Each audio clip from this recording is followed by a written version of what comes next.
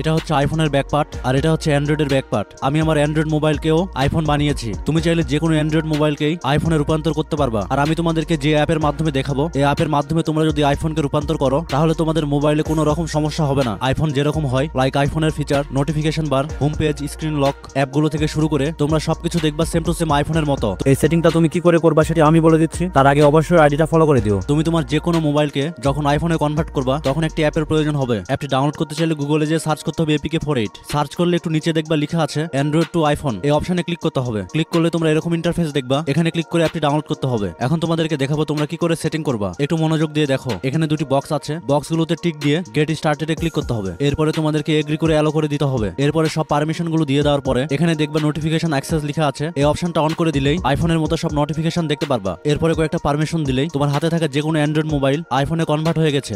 এরকম টিপসের ভান্ডার আরো দেখতে চাইলে এখনই আইডিটা চেক আউট করে আসো।